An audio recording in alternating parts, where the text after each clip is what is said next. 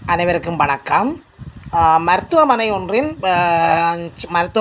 பணியாற்றுகின்ற தொண்டர்களின், அதாவது முன்னாள் தொண்டர்களின் செயலாளராக செயற்பட்டு கொண்டிருக்கின்ற ஒரு குரல் தரவல்ல ஒரு உத்தியோகத்தரால் சுகாதார தொண்டர்கள் சம்பந்தமான கருத்து முன்வைக்கப்பட்டிருக்கின்றது.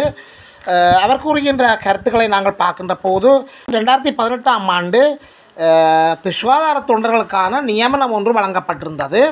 அதாவது 2018ஆம் ஆண்டு கௌரவ ஜனாதிபதி மற்றும் கௌரவ ஆளுநர் மற்றும் கௌரவ சுகாதார அமைச்சு ஆகியோருக்கு அக்கால பகுதியில் தொண்டர்களாக கடமையாற்றி கொண்டிருந்த சுகாதார தொண்டர்கள் கடிதம் ஒன்றை தங்களுக்கு நியமனம் வழங்குமாறு அனுப்பியதன் பிரகாரம் 2019ஆம் ஆண்டு 9ஆம் மாதம் அந்த நியமனம் வழங்கப்பட்டுள்ளது.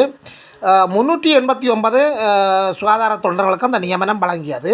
ஆனால் நியமனம் வழங்கிய மறுநாளே அந்த நியமனம் ரத்து செய்யப்பட்டதாக அந்த சுகாதார தொண்டர்கள் வேதனைப்படுகின்றார்கள். அக்கால பகுதியில் இருந்த அரசியல் தலையீடு காரணமாக அந்த வழங்கப்பட்ட நியமனம் மறுநாளே ரத்து செய்யப்பட்டதாக காணப்பட்டது. இது சம்பந்தமாக உரிய அதிகாரிகளுக்கு அவர் பல போராட்டங்கள் நடத்தியிருக்கிறார்கள், பல முறைப்பாடுகளை செய்திருக்கின்றார்கள். இறுதியாக அவர்கள் நீதிமன்றை நாடி நீதிமன்றத்தில் கூட வழக்கு தொடரப்பட்டு கொண்டிருக்கின்றது. இந்த வழக்கு முடிவு பெறவில்லை, வழக்கு தொடரப்பட்டிருக்கின்றது. இதேவேளை புதிதாக இணைந்த சில தொண்டர்கள் கடந்த சில நாட்களுக்கு முன்னர் யாழ் மருத்துவமனையில் 175 தொண்டர்கள் தங்களுக்கு நியமனம் வழங்குமாறு ஒரு ஆர்ப்பாட்டத்தில் ஈடுபட்டிருந்தனர்.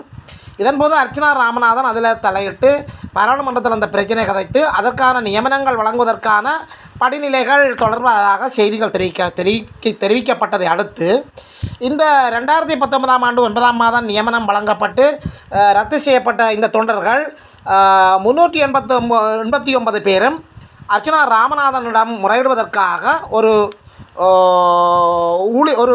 ஊடக சந்திப்பொன்றை செய்திருக்கின்றார்கள். இந்த ஊடக சந்திப்பில் அவர்கள் தற்போதைய ஜனாதிபதி மற்றும் ஆளுநர் மற்றும் கடற்தொழில் நீரியர் வளத்துறை அமைச்சர் மற்றும் இலங்கை பாராளுமன்ற உறுப்பினர்கள், வடமாகாண பாராளுமன்ற உறுப்பினர்களுக்கு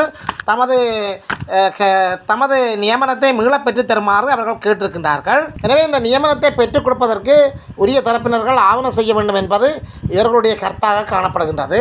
மேலும் வடமாகாணத்தில் பல்வேறு மருத்துவமனைகளில் ஆளணி பற்றாக்குறை காணப்படுகிறதாகவும் இந்த ஆளணி பற்றாக்குறைக்கு இந்த தொண்டர்களை நியமிப்பதன் ஊடாக அந்த பற்றாக்குறையை நிவர்த்தி செய்யலாம் எனவும் இவர்கள் அந்த கருத்துக்களை தமக்கான நியமனம் ஒரு நியாயபூர்வமான நியமனம் என்பதையும் இந்த இடத்தில் அவர்கள் தெரிவித்திருக்கின்றார்கள். இதுபோன்ற காணொலிகளை நீங்கள் பார்ப்பதற்கு எமது காணொலிக்கு நீங்கள் புதியவராக இருந்தால் அல்லது எமது காணொலிக்கு தொடர்ந்தும் சப்ஸ்கிரைப் பண்ணாமல் பார்ப்பவராக இருந்தால் தயவு செய்து சப்ஸ்கிரைப் பண்ணுங்கள், ஷேர் பண்ணுங்கள், கமெண்ட்ஸ் பண்ணுங்கள், லைக் பண்ணுங்கள், நல்ல கருத்துக்களை எழுதுங்கள். அருகில் இருக்கிற பெல் ஐக்கோனை அழுத்தி நாங்கள் போடுகின்ற காணொலிகள் அனைத்தையும் உடனுக்குடன் பார்க்கக்கூடியவாறான நோட்டிஃபிகேஷனை ஏற்படுத்திக் கொள்ளுங்கள். நன்றி. நாங்கள் காணொலிக்குள் தொடர்வோம். வணக்கம். நான் ஜனரஞ்ச சௌகேஸ்வர சங்கத்தினுடைய வருமான செயலாளர் ஸ்ரீதேச வைத்தியசாலை மரணியிலே கடமையாற்றுகின்றேன். நான் இப்பொழுது என்ன காய்க்க சொன்னால், இந்த வடமாகாணத்திலே கனிஷ்ட ஊழியர்கள் மிகவும் பற்றாக்குறையாக காணப்படுகின்றது. 2018ஆம் ஆண்டு எமது ஜனரஞ்ச சௌகேஸ்வர சங்கத்தின் தாய் சங்கத்தின் ஊடாக கௌரவ ஜனாதிபதி அவர்களுக்கும் சுகாதார அமைச்சர் அவர்களுக்கும் ஆளுநர் அவர்களுக்கும் கடிதம் மூலம் நாங்கள் அனுப்பியுள்ளோம். இந்த தொண்டர்களுக்கு நியமனம் வழங்க சொல்லி 2019ஆம் ஆண்டு 9ஆம் மாதம் அந்த நியமனம் வழங்கப்பட்டது. 389 பேருக்கு அந்த நியமனம் வழங்கப்பட்டது. மறுநாள் அந்த நியமனம் அரசியல்வாதிகளின் சில தலையிட்டால் அந்த 389 பேருடைய நியமனம். Good afternoon. நான் டாக்டர் ராமநாதன். பார்லிமெண்ட் சிட்டிஸ் நடந்துகிட்டு நான் வெளியே வந்தேன். யூ கேன் சி எனக்கு எக்கச்சக்கமான கம்ப்ளைண்ட்ஸ் பார்லிமெண்ட் அட்ரஸுக்கு அனுப்பியிருக்கீங்க. அதை நீங்கள் பார்லிமெண்ட் அட்ரஸுக்கு அனுப்பலாம். உங்களுக்கு கம்ப்ளைண்ட்ஸை இன் ரைட்டிங்கில் எழுதி doctor Ramanathan Archuna member of parliament என்று போட்டுட்டு ஸ்ரீ ஜெயவர்த்தன பிரபு என்று போட்டுட்டு நீங்கள் உங்களோட கம்ப்ளைண்ட்ஸ் அவ்வளோதையும் இந்த அட்ரஸுக்கு பார்லிமெண்ட் அட்ரஸுக்கு அனுப்புங்க. டாக்டர் ராமநாதன் அர்ச்சுனா, வைத்தியர் ராமநாதன் அர்ச்சுனா, கௌரவ பாராளுமன்ற உறுப்பினர்,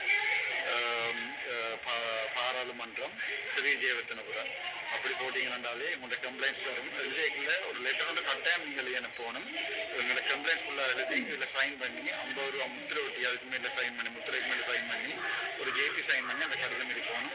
எனக்கு அனுப்புங்க. இது வரைக்கும் இவ்வளவு வந்திருக்குது, இவ்வளவு இது வந்திருக்குது. நான் ஒன்னொண்டா பார்க்குறேன். இந்த 5 வருஷம் நான் உங்களுக்கு என்னால் முடிஞ்ச எவ்வளோ செய்கிறேன். தேங்க்யூ. நிறுத்தப்பட்டிருக்கின்றது. அவர்கள் தங்களுக்கு நியமனம் தர கூறி நீதிமன்றம் நாடியும் இருக்கின்றார்.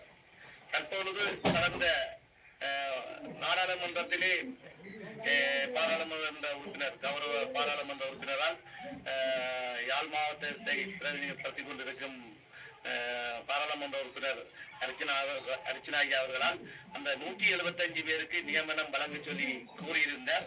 அது உண்மையாக அவர்களுக்கு வழங்கத்தான் வேண்டும், நான் இல்லை என்று சொல்லவில்லை. அதே போல் 389 பேருக்கு நியமனம் வழங்கப்பட்டிருக்கின்றது. அவர்களுக்கும் அந்த நியமனம் வழங்க வேண்டும் என்பதை இந்த இடத்திலே மாண்புமிகு ஜனாதிபதி அவர்களுக்கும் கௌரவ சுகாதார அமைச்சர் அவர்களுக்கும் கௌரவ கடற்தொழில் அமைச்சர் அவர்களுக்கும் மற்றும் வடமாகாண ஆளுநர் அவர்களுக்கும் வடமாகாணத்திலே பாராளுமன்ற உறுப்பினராக இருக்கும் அனைத்து பாராளுமன்ற உறுப்பினர்களுக்கும் இந்த விஷயத்திலே கவனம் செலுத்துமாறு அன்பாக வேண்டியிருக்கின்றோம்.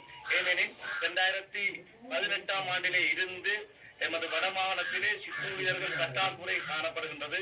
எல்லா வைத்தியசாலை புதிய யூனிட்டுகளை அங்கு நிறுவியிருக்கின்றார்கள். ஆனால் ஆளணி இல்லாமல் இருக்கின்றது. இருக்கின்ற ஆளணியரும் ஓய்விலே செல்வதாக மிகவும் கஷ்ட நிலை ஏற்பட்டுக் கொண்டிருக்கின்றது.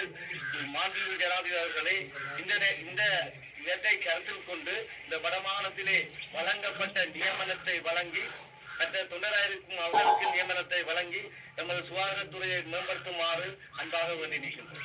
இப்ப நீங்க இது சம்பந்தமா யாராட்ட முறைப்பாடு செய்திருக்கிறீங்க? இது சம்பந்தமாக நாங்கள் 2018ஆம் ஆண்டு ஜனாதிபதி அவர்களுக்கு எழுத்து மூலம் அறிவித்திருக்கின்றோம்.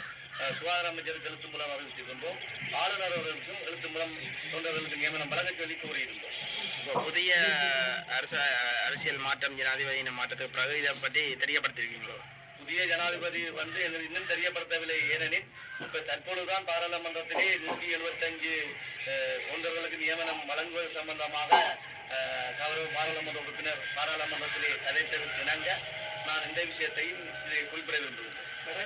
வடக்கில் மொத்தமாக எத்தனை தொண்டர்கள், குறிப்பாக யாழ் போதனா வைத்தியசாலையில் 175 பேரும், வடமாகாணத்திலே 179, வடமாகாணங்களுக்கு உட்பட்ட உலக வடமாகாண சார்ந்த வைத்தியசாலைகளுக்கு 800 தொண்டர்கள் இருக்கின்றார்கள். ஆனால் 389 பேருக்கு தான் அந்த நியமனம் வழங்கப்பட்டு ரத்து செய்யப்பட்டது. அவர்களுக்கான நியமன கடிதமும் அவர்கள் கையிலும் இருக்கின்றது. நீதி கோரி அவர்கள் நீதிமன்றம் நாடி இருக்கிறார். இல்ல அப்ப எங்களோட பாராளுமன்ற உறுப்பினரான கௌரவ ராமநாதன் அர்ச்சனா அவர்களுக்கு எம்பி அவருக்கு 170 கடிதங்கள்லாம் போனது. அப்ப மிச்ச கடிதம் அவ்வளவும் 225 கடிதமும் அப்ப இங்க ஏன் அப்ப நீங்க அனுப்பவில்லை அவர்களுக்கு? அது என்ன சம்பந்தம் என்றால் அந்த 389 பேருக்கு நியமனம் வழங்கப்பட்டு நீதிமன்றத்தில் வழக்கு நடைபெற்றுக் கொண்டிருக்கின்றது. இவர்கள் தொண்டர்களாக அங்க இருப்பதன் காரணத்தால் அந்த தொண்டர்கள் மட்டும் எங்களுக்கு நியமனம் தர சொல்லி கோரியிருந்தார்கள். இவர்களுக்கு நியமனம் வழங்கி நீதிமன்றத்தை நாடி இருப்பதால் நீதிமன்றத்தின் விடையை பார்த்துக் கொண்டும் இருக்கின்றார்கள் என்பதால் அவர்கள் இப்ப என்னத்துக்காண்டி அப்ப நீங்க இந்த பிரஸ் மீட் வைக்கிறீங்க? அது என்ன வைக்கிறா எல்லா வைத்தியசாலையிலும் ஆளுநர் கட்டாக்குறை காணப்படுகிறது. மற்றது எலிக்காய்ச்சல் ஒரு காய்ச்சல் இந்த வருமானத்திலே தரவி கொண்டிருக்கு. அந்த ஆளுநர் சரியான கட்டாக்குறையா இருக்கின்றது. எங்களுக்கு ஆளணி இருந்தால் தான் எங்களால் கடமை ஆற்ற முடியும். பரணி ஆதார வைத்தியசாலை நீங்க வேலை செய்வீங்க. பரணி பிரதேச வைத்தியசாலை. அந்த ஆளணியை பற்றி சொல்லுங்க. உங்களுக்கு என்ன ஆளணி பெற்றாக்குறைன்னா எந்த விதத்தை எப்படியா என்ன விதமான ஆளணி பெற்றாக்குறைன்னு சொன்னால் மேற்பார்வையாளர் ஓவர்சியர்னு சொல்றது.